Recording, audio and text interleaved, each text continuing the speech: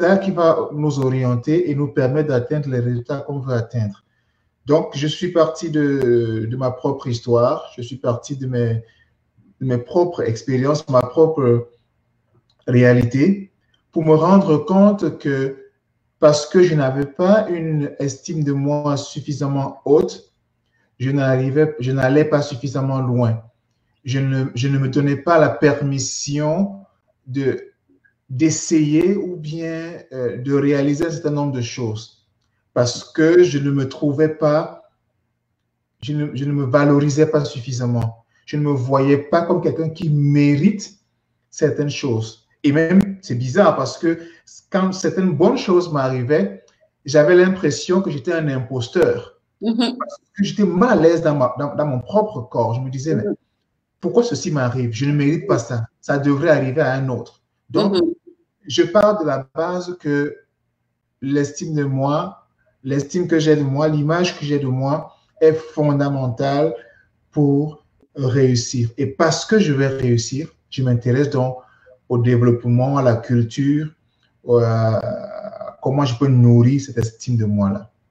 Ok, merci Patrick pour cette belle présentation.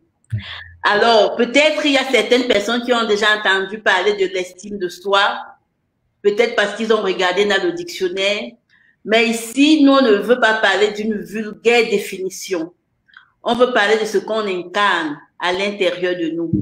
Alors, Patrick, comment toi, tu définirais l'estime de soi? Qu'est-ce que ça veut dire pour toi? Pour moi, l'estime de moi, c'est comment est-ce que je m'aime. Ok. Jusqu'où est-ce que je m'aime. Ok. Très souvent, on va nous recommander d'aimer les autres. Aimer les autres. On va nous recommander de penser aux autres. On va nous recommander d'être généreux. On va nous recommander d'être empathique, et ainsi de suite. Parfois, on réussit à faire preuve de tout cela envers les autres, d'une manière ou d'une autre. Oui. Mais envers nous-mêmes, on ne réussit pas à donner la même énergie. On ne réussit pas à nous valoriser au même niveau. Mais je trouve que là, il y a un problème parce que comment est-ce qu'on va réussir à véritablement, authentiquement aimer, aider les autres si on ne s'aide pas soi-même? C'est un peu comme quand on est dans un avion, on va vous dire, en cas de difficulté, mettez d'abord votre masque. Tout à fait. Avant de penser à mettre le masque chez quelqu'un d'autre ou bien d'aider quelqu'un d'autre. Donc, l'estime de moi, c'est jusqu'où est-ce que je mets mon masque avant de pouvoir penser à mettre le masque. Ce n'est pas de l'égoïsme. Ce n'est pas de l'égoïsme, c'est juste une façon de dire, pour que je puisse donner, il faut que j'en ai. Il faut que je valorise ce que j'ai aussi. Justement, je voulais en venir parce que je me demandais, quand on parle de l'estime de soi, de l'amour qu'on a pour soi, de s'aimer soi-même, est-ce que de la valeur ou de l'importance qu'on accorde à soi-même? Certaines personnes pourraient penser que se donner de la valeur, se donner de l'importance, s'aimer, c'est sous-estimer les autres. Qu'est-ce que tu penses de ça? Mais je pense que aimer ou l'amour en général, c'est un gros gâteau. Enfin, le gâteau n'est même pas approprié. C'est comme l'océan. Oui. On peut venir avec des bateaux et des bateaux et des bateaux, puiser de l'eau qui va dans l'océan. Donc, il n'y a pas un risque de tarissement de l'amour. C'est pas parce que je m'aime que je ne peux plus aimer les autres. Il y en aura assez à donner, il y en aura assez à recevoir. Donc, je pense qu'à ce niveau-ci, il n'y a pas vraiment de risque. Il n'y a pas de risque. Et peut-être, on a souvent du mal à comprendre ça parce qu'on reste encore au niveau de l'ego. Parce que l'ego va nous rappeler que, bon, voilà, il n'y en a pas assez. Pourquoi tu fais ça? Tu vas trop loin. Refraine un peu. Elle va te blesser, il va te blesser, il va s'en aller. Et ça fait que on a l'impression qu'on vit qu'il y a un manque quelque part. Mais en réalité, il y en a suffisamment. Ok. Et maintenant, parce que pour la thématique, on disait comment retrouver et maintenir l'estime de soi positif. On parle de retrouver. Oui. C'est perdu ou bien cette estime de soi? Je ne sais pas si je peux dire perdu, mais je peux peut-être dire que c'est envoyé aux oubliettes. Tout à On ne fait. lui accorde pas de l'importance. On ne lui accorde pas la priorité. Donc, c'est toujours là. C'est toujours là. C'est un peu comme si on se disait, je suis incapable d'aimer. On entend souvent les choses comme ça. Oui. Parce qu'il m'a fait ceci, parce qu'elle m'a fait ça, je suis devenu incapable d'aimer. Non, on est bien capable d'aimer. C'est juste que on ne se donne plus la permission de faire un certain nombre de choses. Parce qu'on a peur que ce qui s'est passé hier va se reproduire aujourd'hui. Et un peu pour se protéger, on se dit, d'accord, je me mets à l'abri et je ne veux plus écouter ça, je ne veux plus vivre ça. Donc, retrouver ici, c'est simplement se souvenir de ce que ça existe déjà et lui accorder la priorité qu'on doit lui accorder, lui donner la place qu'on doit lui donner. Donc, pour moi, retrouver, ce n'est pas vraiment que c'est perdu, c'est simplement permettre que ça retrouve sa place. Oui, tout à fait. Donc, on peut dire que l'estime de soi est plutôt innée et non acquis, d'après ce que tu expliques. Moi, pour ma part, peut-être quelqu'un d'autre pourrait dire autre chose, mais ma propre expérience, je pense que c'est inné. C'est là, c'est latent. Voilà le terme que je pourrais. Donc, maintenant, le travail que l'on a à faire, c'est de faire que ce caractère-là puisse passer de l'état latent à l'état apparent, qui puisse être visible, qui puisse être concret, qui puisse être réel. Donc, c'est ce que je pourrais dire, oui. OK. Mais pour enchérir ce que tu dis, moi, je pense à l'image d'un jeune enfant. Parce que les enfants, en principe, ils ont déjà ça. On est avec. Et ils le manifestent, cette estime qu'il a de lui-même. Il le manifeste par sa manière de faire, par sa manière de se comporter, par sa manière d'être lui. Et c'est en grandissant que son environnement ou la société lui montre autre chose par l'expérience qu'il a vécue qui lui fait peur et il oublie que c'est quelque chose qui est dans lui. Tout à fait. Donc voilà. Et maintenant, si on veut parler des signes de reconnaissance, par quoi reconnaît-on une personne qui a une bonne estime d'elle-même? Wow. Elle est bonne, celle-là. Elle est bonne, hein? Elle est très bonne. Elle est bonne, celle-là. Par quoi reconnaît-on? Je ne suis pas sûr qu'il y a un modèle standard. Je ne suis pas sûr qu'il y a des éléments tels que dès qu'on les voit, on va dire absolument que celui-ci a une bonne estime ou celle-ci n'en a pas. Parce qu'on peut avoir des acteurs et les gens qui jouent tellement bien le rôle que on confond le rôle à la réalité. Moi, je pense que c'est chacun qui définit. C'est chacun qui définit ce qu'il entend par quelle est la définition que chacun donne à l'estime de moi.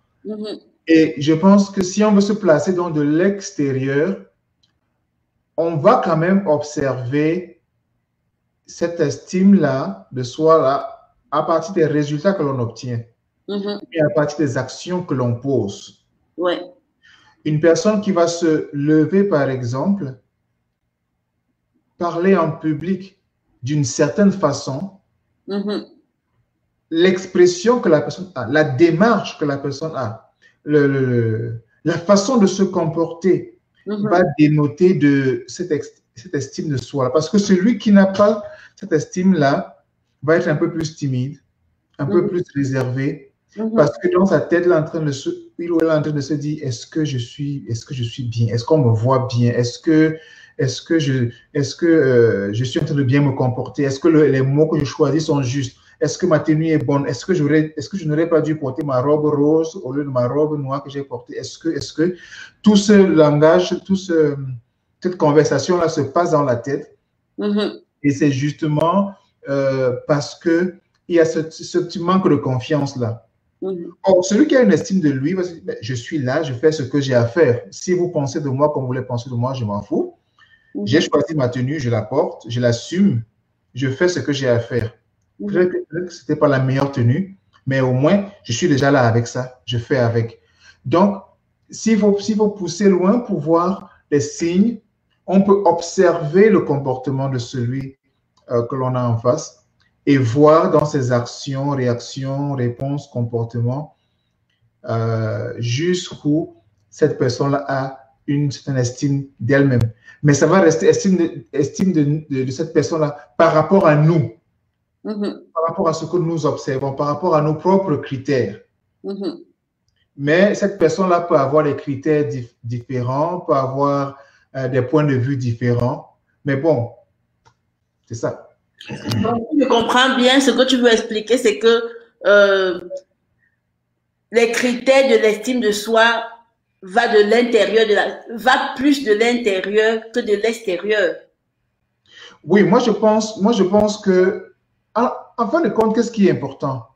En fin de compte, ce qui est important, c'est ce que nous on veut, ce que nous on pense, ce que nous on recherche, et non pas ce que les autres recherchent. Mais je voudrais faire une petite nuance ici.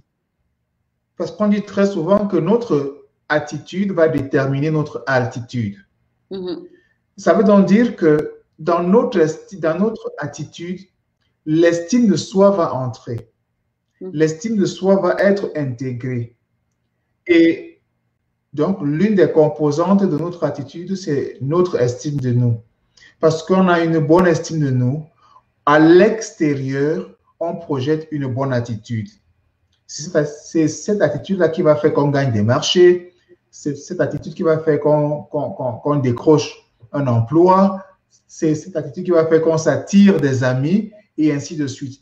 Donc, je pense que ça part de l'intérieur vers l'extérieur parce que ça se construit à l'intérieur et les fruits s'observent à l'extérieur.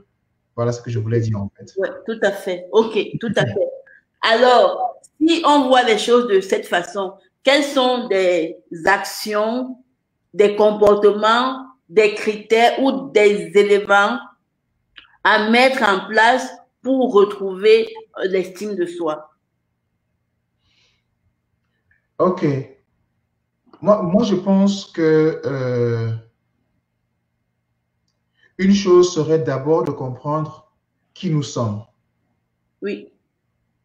Je pense que c'est très important parce que si on ne parvient pas à comprendre ça, on va céder le pas à l'ego qui va nous éloigner progressivement de ce qu'on pourrait réellement faire. Ce que je veux dire par là, c'est quoi? C'est que moi, ce qui m'a aidé, c'est que je suis arrivé à comprendre que je ne suis pas un être physique. Je suis un être spirituel. Je suis un esprit. Et un esprit qui a trouvé un corps dans lequel il peut se manifester. Je prends l'exemple du Wi-Fi, par exemple, pour dire que si on n'a pas des appareils, si on n'a pas le téléphone ou l'ordinateur ou les tablettes et autres, on n'aura pas l'impression que le Wi-Fi existe. Mais c'est quand le Wi-Fi existe, c'est quand ces appareils existent que le Wi-Fi prend toute sa valeur. Ou alors, je prends un autre exemple pour que ce soit encore plus précis. Prenons un gant, comme un gant qu'on met dans la main. Mon corps est comme ce gant-là. Maintenant, ma main est comme cet esprit qui entre dans ce gant. Et c'est parce que cet esprit entre dans ce gant que ce gant peut bouger, que ce gant peut saisir quelque chose, que ce gant peux toucher les différents doigts. Mais dès que je sors ma main du gant, le gant n'est plus utile. Le gant ne sert plus. Donc, moi, je pense que c'est un peu technique, ça peut paraître un peu difficile pour certaines personnes, mais je pense que c'est important parce que quand je comprends que je suis cette main-là qui entre dans ce gant, je deviens donc, je n'ai plus besoin de me comparer aux autres. Je n'ai plus besoin d'attendre que les autres viennent me dire ce qu'ils pensent que je devrais ou ne pas faire. Je gagne une certaine autonomie. Je gagne une certaine aisance. Je suis confortable avec moi-même. Je n'ai pas besoin d'un assentiment. Est-ce que j'ai besoin de conseils? Absolument. J'aurais besoin de conseils. Est-ce que j'ai besoin que l'on m'aide, que l'on me recommande X, Y, Z? Oui. Mais la décision finale m'appartient. Et je suis responsable.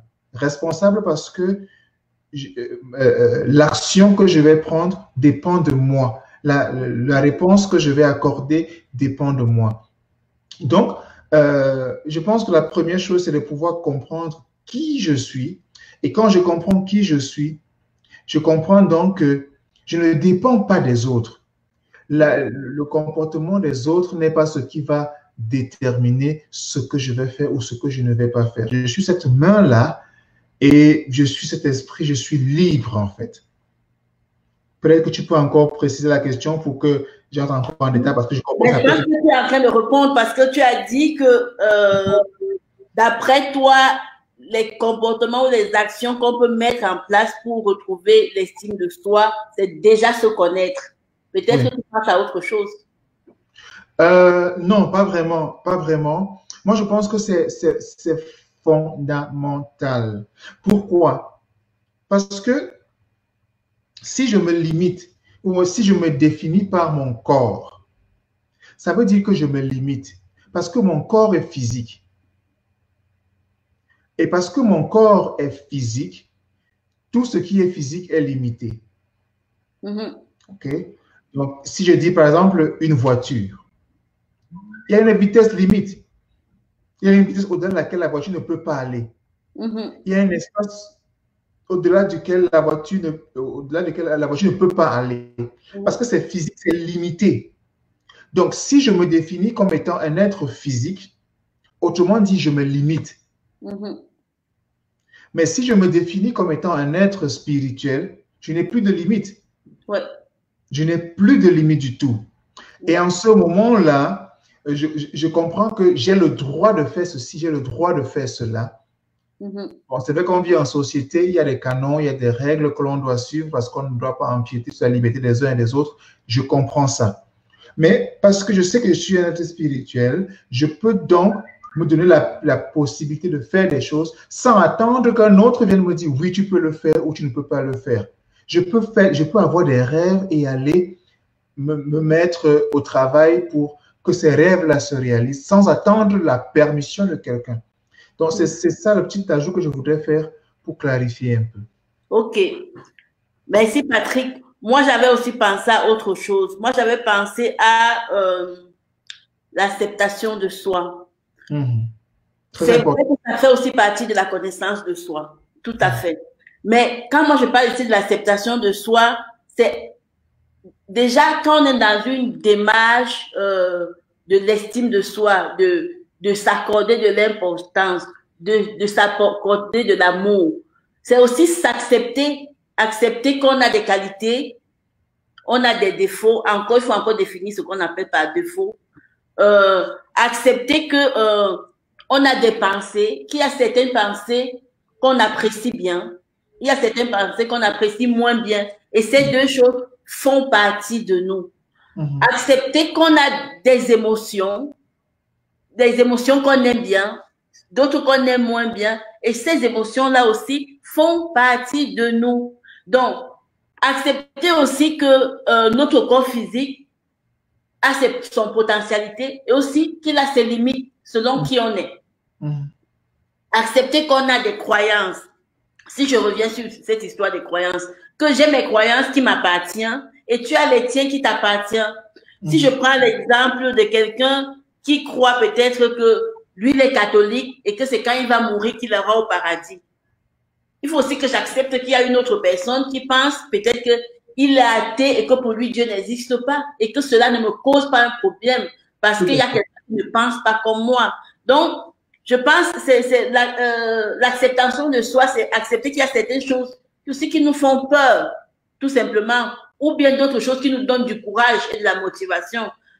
C'est vrai que tout ça fait partie de la connaissance de soi, de notre intégrité, connaître nos valeurs, connaître que pour moi, c'est telle chose qui est importante et peut-être que mes valeurs ne sont pas partagées par tout le monde et vivre en fonction de ça et non pas en fonction de celle des autres qui nous imposent consciemment ou inconsciemment.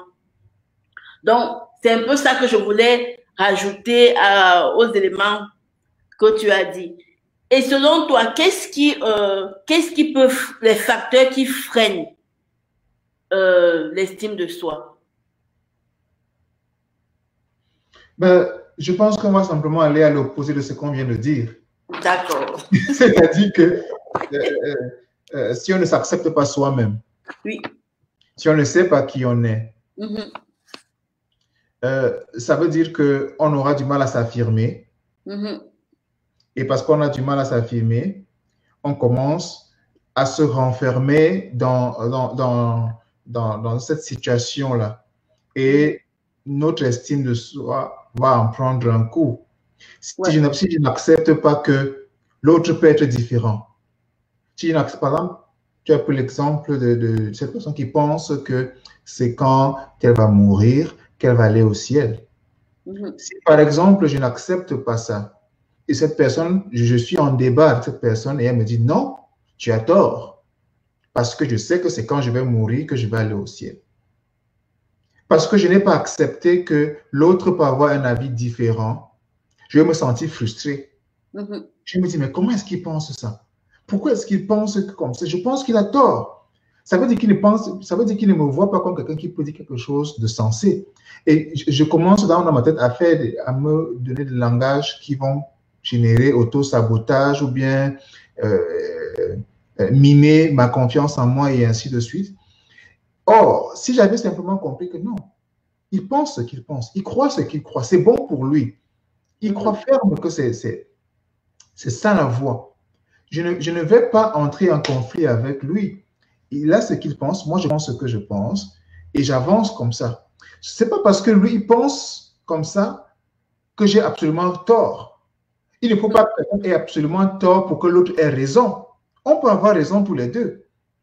On peut avoir raison tous les deux. Et en fait, ça veut dire quoi avoir tort? Qui fixe les limites? Qui fixe les règles? Qui dit que ça c'est bon, que ça ce n'est pas bon? C'est bon par rapport à qui? C'est bon par rapport à quoi? Donc c'est autant de choses. Je me souviens, quand j'étudiais la vente, on le conseillait quand le prospect dit quelque chose, le client dit quelque chose, il faut être d'accord avec lui. Pas d'accord avec lui parce que nous, on a tort. Mais c'est une façon de lui dire, dans ton raisonnement là, ce que tu dis, oui, je suis d'accord avec toi. Je suis d'accord avec toi pour ce que toi tu dis. Pas parce que j'estime que c'est bon pour moi ou que c'est ce qu'il faut absolument faire. Mais je comprends simplement que pour toi, c'est important. Pour toi, c'est bon. Et je respecte ça et je valorise ça. Ça fait que je sors de là grandi. Je ne sors pas de là frustré. Je ne sors pas de là mal à l'aise parce que je ne suis pas sur la même longueur d'onde que toi. Donc, je pense que ce qui peut empêcher, entre autres, la liste peut être longue et difficile à arrêter, mais je pense que si on va simplement à l'opposé de ce qu'on s'est dit tout à l'heure, ne pas connaître qui on est, ne pas s'accepter, au moins voilà deux premières choses qui peuvent miner sérieusement notre estime de nous. Oui, tout à fait. Est-ce qu'on peut dire que la comparaison et l'imitation est un frein à l'estime de soi? Le fait de se comparer aux autres tout le temps. Oui, oui. Si cette comparaison-là n'est pas dans le sens de nous stimuler. Okay? Je prends un exemple. Je dis, OK, Rosine parle bien français. Comment je fais? Ah, ça veut dire que moi, je ne parle pas bien français. Je suis malheureux. Vraiment, je ne parlerai jamais aussi bien que Rosine. C'est fini pour moi. Je sais pas, ça me dépasse, j'arrête. Là, c'est un problème. Mais si je dis, ah, Rosine, je me rends compte qu'elle parle super bien français. Je viens voir Rosine, je dis, écoute Rosine, j'apprécie ce que tu fais. J'aime ce que tu fais. Est-ce que tu peux m'apprendre? Est-ce que tu peux m'accompagner? Est-ce que tu peux m'aider à faire comme tu fais? Est-ce que tu peux? Est-ce que tu peux? Est-ce que tu peux? Donc, il y a aussi un degré de vulnérabilité qu'on devrait être capable de présenter ou de démontrer quand on veut construire son estime de soi. Parce que justement, on ne connaît pas tout et on a besoin des autres. Et je dis souvent que on n'a pas le succès tout seul. D'une manière ou d'une autre, il y a des gens sur le chemin qui nous ont aidés à atteindre le niveau qu'on a atteint. Donc, être capable de faire preuve de cette vulnérabilité-là aussi permet que l'on se construise davantage et que l'on aille apprendre chez l'autre. Ok, merci Patrick. Voilà, effectivement, on voit ici là que la comparaison peut être un frein. Ça dépend du regard qu'on porte dessus. Mais si on prend la comparaison au sens de modèle, parce qu'on a vu quelqu'un qui fait quelque chose qui nous plaît et qu'on estime que c'est un peu comme notre modèle, ça peut être une source d'inspiration. Tout à fait. Et moi, je pense aussi que la meilleure personne chez qui on peut se comparer, c'est nous-mêmes. Se comparer que non, hier, je courais 10 mètres, aujourd'hui, je cours 15 mètres. C'est tout. Hier, je parlais peut-être en bégayant. Aujourd'hui, j'arrive à formuler une phrase plus ou moins sans bégayer. Donc, le meilleur critère de comparaison, c'est déjà nous-mêmes. Et l'autre, c'est plus un modèle vers quoi on veut aller. Et qui peut nous aider à se comparer pour s'élever davantage vers ce que nous voulons. N'oublions pas que le critère ici, le critère de base, c'est nous-mêmes, à la base. Et c'est important, excuse-moi de t'interrompre là, c'est important de faire cette remarque-là, cette observation-là, parce que en réalité, je pense qu'il n'y a pas de compétition ou de concurrence, du moins avec les autres. S'il devrait avoir une compétition, une concurrence, ce serait avec nous-mêmes. Exactement comme tu viens de dire. Hier, j'étais comme ceci. J'étais à tel niveau. J'ai fait 1 mètre hier. Aujourd'hui, j'ai fait combien de mètres de plus? Combien de centimètres de plus? Comment est-ce que j'ai évolué? Comment est-ce que j'ai grandi? Parce que là, c'est plus sain que de se comparer aux autres et dire, lui, il a fait 5 mètres aujourd'hui. J'ai fait simplement 30 centimètres. On devient malade. On devient le genre, oh mon Dieu, c'est pas possible, je vais jamais y arriver. Lui, il fait bien, elle fait bien, moi, je ne peux pas. On oublie que hier, on n'a rien fait du tout. Mais aujourd'hui, on a fait au moins 30 cm. On a au moins progressé. Donc, réussir parfois à s'arrêter et à célébrer les petites victoires que l'on a sur le chemin, ça va contribuer à nourrir aussi notre estime de nous. Tout à fait. Tout à fait, ouais. Tout à fait, Patrick. Donc, et du coup, j'aimerais savoir si on regarde une personne qui a une bonne estime d'elle-même et une personne qui a une moins bonne estime d'elle-même, comment ces deux personnes peuvent se sentir à l'intérieur d'elle? Mal à l'aise. La personne qui a une moins bonne estime d'elle-même est mal à l'aise. Parce que... Comment tu expliques le mécanisme par rapport à l'estime de soi? Si je reviens à l'explication que je donnais un peu plus tôt par rapport à l'esprit, moi je pense que l'esprit est pur. L'esprit, il y a des moments où on fait quelque chose, on sent que ce n'est pas ça. L'intuition nous dit que on aurait dû faire autre chose. On aurait pu faire autre chose. Mais parce que l'ego passe par là, parce que on va de l'extérieur vers l'intérieur, on ignore cette voie-là. On ignore cette pureté-là. Donc, celui ou celle qui a eu moins bonne estime d'elle-même, selon ses critères, doit sentir quelque chose, doit sentir un inconfort. Mais parfois, on préfère cet inconfort-là à la réalité qu'on pourrait affronter pour sortir de la situation et vraiment laisser son estime de soi s'exprimer. Peut-être parce qu'on a peur de ce que les autres vont dire autour de nous. Donc, je pense que cet inconfort-là est un signe que il y a quelque chose qui ne va pas. Celui qui a une estime de lui à un certain niveau, ou à une estime de lui, cette estime est positive, ou bien positive, cette personne est plus à l'aise dans ce qu'elle fait. Voilà. Pour être plus précis, celui qui a une bonne estime ou une estime positive a plus confiance en elle-même par rapport à cette personne qui a moins une estime un peu plus faible.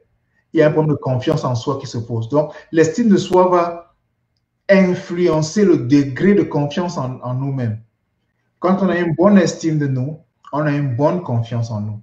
Quand on a une faible estime de nous, on a une faible confiance en nous. Donc, image de soi, estime de soi, confiance en soi, ça va ensemble. Les trois vont s'imbriquer. Justement, je voulais te demander, tu m'as avancé dans mon questionnement, que c'est quoi le lien que tu fais entre les trois choses? Entre l'estime de soi, la confiance en soi et l'image de soi. Comme on a dit un peu plus tôt, l'estime de nous, c'est combien on s'aime. L'image de soi, c'est comment on se voit. Et la confiance, effectivement, c'est la confiance, c'est-à-dire que le degré de confiance que l'on a de nous-mêmes. Donc, moi, je pars de l'image de soi. Si j'ai une image de moi comme quelqu'un qui ne va jamais réussir, forcément, j'aurai une faible estime de moi. Et si j'ai une faible estime de moi, j'ai une faible confiance en moi. J'ai un enfant qui grandit dans une maison où on lui dit « Tu es stupide, tu n'arriveras jamais à rien ». Il crée dans son esprit une image de quelqu'un qui n'arrivera jamais à rien. Deuxième étape, il n'a plus confiance en lui parce qu'il sait qu'il est quelqu'un qui n'arrivera jamais à rien. Troisième étape, il a une faible confiance en lui parce qu'il a une image de lui, de quelqu'un qui n'arrivera jamais à rien. Il a une confiance en lui, il a une estime de lui qui est faible et donc il a une confiance en lui qui est faible. Et parce que les trois là sont réunis dans ce sens-là, les résultats sont faibles, les résultats sont négatifs. Les résultats, laissent à désirer parce qu'effectivement, il ne se voit pas comme quelqu'un qui est capable de générer de bons résultats. Oui, tout à fait. OK. Merci pour cette précision. Et alors maintenant, quels peuvent être les bénéfices d'une personne qui a une bonne estime d'elle-même? Oh, les bénéfices sont énormes. Les bénéfices sont énormes. Et ce sera chacun à son niveau. C'est-à-dire que ce sera difficile pour moi de faire une liste exhaustive de tous les bénéfices que l'on peut avoir. Mais si on prend un simple exemple, tout à l'heure j'ai parlé de parler en public. Oui. Quand on a une bonne estime de soi, parce qu'on a eu une bonne image de soi, et que finalement on a une bonne confiance en soi, mais imagine que parler en public, c'est votre profession. Imaginez le nombre de contrats en anglais on dit speaking engagement, j'essaie de trouver le mot en français, de contrats pour parler dans les conférences, vous allez avoir. Parce que quand vous vous levez, vous dégagez certaine assurance. Vous avez cette assurance-là parce que vous avez confiance en vous. Vous avez confiance en vous parce que vous avez une bonne estime de vous. Vous avez une bonne estime de vous parce que vous avez une bonne image de vous. Donc, seulement à ce niveau-là, en termes de bénéfices, d'abord votre propre valorisation et de tous les contrats que ça peut vous apporter en termes de, si on veut voir ça financièrement. Vous êtes une maman. Votre estime de vous par rapport à vos enfants, comment est-ce que vous élevez vos enfants? Ok. Vous avez grandi dans un environnement où on vous dit certaines choses mais vous avez réussi à transcender tout ça pour créer une nouvelle image de vous, pour avoir une nouvelle, un nouveau niveau d'estime de vous et une nouvelle confiance en vous. Vous transmettez ça à vos enfants. Ils vont aussi grandir avec une meilleure image, une meilleure estime et une meilleure confiance. Pareil si on est employé dans une entreprise. Parce que vous avez cette bonne relation-là avec vous-même, vous avez de meilleures promotions. Parce que ça se voit à l'extérieur. Ça va de l'intérieur vers l'extérieur. On reconnaîtra l'arbre à ses fruits. Ouais. Si on est un bon arbre, on va produire de bons fruits, il n'y a rien à faire. Il n'y a rien à faire. Il n'y a rien à faire. Et les promotions vont arriver et on va vous confier d'autres travaux et le salaire va augmenter. Donc, chacun dans son petit niveau, parce qu'il a mis ça en place, les fruits à récolter sont énormes, énormes, énormes, énormes. Ouais, ok. Merci, Patrick. Comme tu sais, j'aime beaucoup parler des 4 corps et j'ai envie de parler des bénéfices du point de vue des 4 corps. Parce que une personne qui a une bonne estime d'elle-même, ouais. Je commence par le corps émotionnel parce que c'est un corps sur lequel je m'intéresse beaucoup. Au niveau de ses émotions, elle se sent bien parce que elle dégage de la joie de vivre. Elle est une personne inspirante pour les autres parce qu'on a toujours l'impression qu'elle est tout le temps heureuse, qu'elle est tout le temps bien. Et cette impression-là, elle aussi, elle le ressent à l'intérieur d'elle-même. Tout à fait. Parce que au niveau de ses pensées, les pensées qu'elle entretient avec elle-même sont des pensées positives. Elle va facilement penser à ses projets, elle va facilement penser à ce qu'elle a envie de faire, elle va facilement penser à ce qui va la rendre heureuse et elle et tout ce qui est autour d'elle. Parce que n'oublions pas que lorsqu'on est bien soi, tout ce qui est autour de nous est bien. Et c'est ça que d'après moi, on ne comprend pas quand on parle d'égoïsme. Moi, je pense que c'est égoïsme, une bonne égoïsme. Parce que quand tu penses à toi, tu dégages des pensées positives à l'intérieur de toi et à l'extérieur de toi. Tu dégages des émotions positives à l'intérieur de toi et à l'extérieur de toi. Et les autres, ils en bénéficient. Et puis, ils peuvent s'inspirer de toi, ils peuvent te prendre pour modèle pour créer la même chose dans leur vie, selon ce que eux ils veulent, pas selon ce que toi tu veux. Et il en est de même de nos croyances, parce qu'on va tout le temps entretenir des croyances qui sont en accord avec nos valeurs. Ce qui fait qu'on va se sentir aligné. Contrairement à la personne qui a une moins bonne estime d'elle-même. La personne qui a une moins bonne estime d'elle-même, ce qui va se passer, c'est que elle aura des pensées qui ne sont pas alignées avec elle parce qu'elle sera tout le temps en train de se comparer aux autres, en train de vouloir imiter les autres, en train de ne pas comprendre le pourquoi elle aussi, elle n'a pas la même chose. Ce qui va faire que ce qu'elle ressent est en décalage. Non, ce qu'elle aimerait ressentir parce que la vérité est que tous les êtres humains aimeraient ressentir le bien-être. Or, cette personne, ce qu'elle aimerait ressentir est en décalage avec ce qu'elle ressent. Et elle va se sentir désalignée au niveau de ses croyances, au niveau de ses valeurs, au niveau de la vie qu'elle aurait voulu pour elle-même. Je suis désolée, il y a des travaux ici. Okay. Donc, voilà un peu ce que je voulais rajouter à ça. Et je pense que c'est aussi fondamental, en fait. Et si on revient à toi, Patrick, maintenant qu'on va gentiment vers la fin de ce direct, et toi, sur quoi repose ton estime de toi-même? Wow. Est-ce que tu peux préciser un peu la question? Qu'est-ce que tu entends par là? Parce qu'on a dit ici que notre estime de nous-mêmes pouvait reposer peut-être sur la confiance qu'on avait à nous, ou bien toi, tu as beaucoup parlé de la connaissance de soi. ou je sais pas, peut-être d'autres facteurs qu'on a oubliés, sur quoi aujourd'hui on parlait de véhiculer à l'intérieur de soi les pensées qui nous aident à créer la vie qu'on veut. Ouais. Sur quoi repose la tienne? C'est sur quoi repose ce sur quoi tu t'appuies pour mettre en valeur la belle image que tu as de toi, ou bien, comment je veux dire, l'importance que tu accordes à toi-même. Je parle de mon image de moi. D'accord. Ok. Est-ce que tu quelle est la personne que je veux être? Oui. Quelle est la personne que je veux devenir? Bon, implicitement, parler de mon image de moi suppose qu'au départ, je sais qui je suis.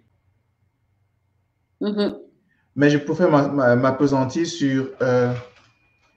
sur l'image de moi parce que c'est une création que je peux faire dans mon esprit. Je me dis, OK, je veux être Patrick qui a confiance en lui, qui sait ce qu'il fait, qui aide les autres, qui fait ceci, qui fait cela. Donc, je me crée cette image-là et je travaille à la réaliser chaque jour. OK. Et parce que c'est mon choix, parce que c'est en phase avec mes valeurs, parce que ça correspond à la direction que je veux prendre pour ma vie, alors je suis à l'aise avec. Ce n'est pas un choix imposé. Ce n'est pas un choix qui vient de l'extérieur. C'est un choix qui correspond à mes propres rêves. Je fais avec et j'ai confiance. Donc, je parle de la création d'une bonne image de moi. D'accord, merci. Et qu'est-ce que tu pourrais dire aux personnes qui, en regardant ce direct, se rendent compte qu'ils ont certains aspects de leur vie qui ne correspondent pas à l'image d'eux-mêmes qu'ils auraient voulu, ou qu'ils se donnent moins d'importance que ce qu'ils pensent vraiment. En fait, des personnes qui, en regardant ce direct, ont un déclic et se rendent compte qu'il y a des choses qu'ils aimeraient améliorer dans leur vie. Ce serait une très bonne chose. Si effectivement il y a ce déclic-là et la personne se rend compte qu'il y a probablement quelque chose que je dois changer. Alors là, c'est un très, très bon départ parce que pouvoir déjà prendre conscience de ça, c'est une progression, à mon sens, une progression énorme. Maintenant, cette personne-là peut décider de se faire accompagner et c'est pour ça que nous sommes là. Ça peut être toi, ça peut être moi, ça peut être quelqu'un d'autre. Il y a beaucoup d'options dehors, comme on dit. Cette personne peut aussi décider d'aller en autodidacte. Parce qu'il faut aussi reconnaître que on est dans un monde où l'information est à portée de main. Oui, on a YouTube, on a Google. Donc, chacun peut décider d'aller soi-même chercher la bonne information. Ça peut peut-être prendre un peu plus de temps. Ça peut ne pas être structuré. Mais, quoi qu'il en soit, la première chose, c'est d'accepter qu'il y a une situation qu'il faut changer. D'accepter qu'il y a quelque chose qui ne fonctionne pas comme cela se devrait. Donc, lorsque ce déclic a lieu, les choses vont commencer à se mettre en place progressivement. Pourquoi? Parce que on dit que quand l'élève est prêt, le maître se présente. Tout à fait. Tant qu'on n'est pas prêt. Très, très belle phrase. Oui. De la fin. Oui, tant qu'on n'est pas prêt, le maître ne se présentera jamais. Pas parce qu'il n'est pas là. Il est là. Ils sont là, les maîtres. Mais on ne les voit pas parce qu'on n'est pas encore ouvert à cette option-là. Donc, il faut être prêt, il faut accepter. C'est pour ça que c'est fondamental à mon sens. Et puis, les choses vont se mettre en place progressivement. Se faire accompagner ou le faire soi-même, l'essentiel d'atteindre l'objectif. OK, merci Patrick. Comme vous l'avez entendu, quand l'élève est prêt, le maître se présente. Donc, comprenez que toute chose commence par la prise de conscience. La prise de conscience, c'est le début. C'est être conscient, c'est l'élève qui commence à être prêt. Voilà, nous arrivons au thème de ce direct. J'espère que vous avez aimé. Donc, pour ceux qui vont suivre ce direct, je vous invite à répondre à la question suivante. Pour vous, sur quoi est-ce que repose votre estime de vous-même? Mettez-moi ça dans les commentaires. Je me ferai un plaisir de vous lire et de vous répondre si je peux. Donc, sur quoi repose votre estime de vous-même? Et sur quel point ressentez-vous le besoin d'améliorer votre estime de vous-même? Sur quel point? Donc, sur ce, est-ce que tu as un mot de fin à dire, Patrick? Le mot de fin, c'est d'abord te dire merci pour cette opportunité que j'ai de m'exprimer sur cette plateforme. Ça fait toujours plaisir de pouvoir partager et d'apprendre aussi, parce que c'est aussi un moment d'échange et donc on apprend. Et j'en ai appris aujourd'hui. Et autre chose, c'est dire à ceux qui vont nous écouter, nous regarder un peu plus tard, je suis ouvert à toute demande de connexion, que ce soit sur LinkedIn, il suffit de taper mon nom, Patrick Njapa. N'hésitez pas à vous connecter, n'hésitez pas à rentrer en contact avec moi. Il y a beaucoup d'outils que j'offre très, très gracieusement à toute personne qui aimerait en profiter. Donc, n'hésitez pas. Et j'ai un livre qui est paru il y a 7 jours, 8 jours déjà. Nous sommes le 8, c'était le 1er juillet. Et pour le moment, la version anglaise est disponible. La version française sera disponible d'ici la fin de cette semaine. Passer à l'autre bord, c'est-à-dire que passer de la situation que l'on vit aujourd'hui, si on n'est pas content avec ce qu'on a comme résultat, comment est-ce qu'on fait pour partir de là pour l'autre côté? Donc, voilà un peu. N'hésitez pas, envoyez des messages. Et je vous invite beaucoup à suivre Rosine parce qu'elle a de très bons thèmes, elle a de très bons invités qui vont passer par ici. Et c'est super éducatif, c'est super instructif. On a tous besoin de ce genre de messages, de ce genre d'éducation.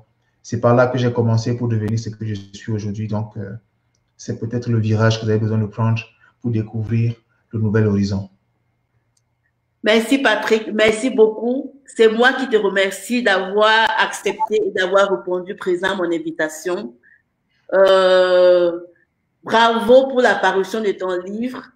Je vous invite à vous procurer parce qu'on a tous besoin de grandir, on a tous besoin d'évoluer pour ceux qui sont déjà adultes de l'intérieur. Voilà. Donc, merci Patrick et puis au plaisir. Je t'en prie. Le livre est disponible sur Amazon. Ok, merci. Bon, à bientôt et puis au plaisir de vous revoir à la prochaine fois dans un nouveau direct live. Merci, Rosie.